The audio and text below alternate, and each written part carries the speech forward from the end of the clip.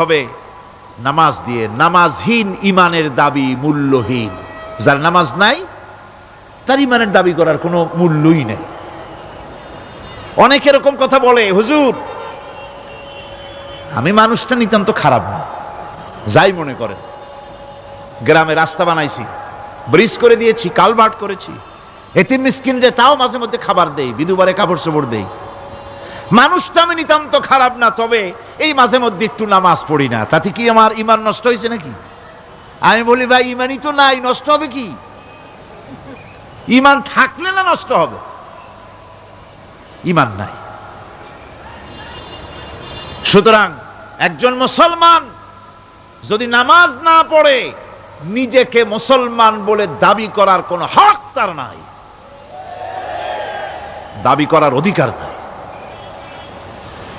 নামাজ হচ্ছে জিন্দেগি, নামাজটাই মূলত জিন্দেগি।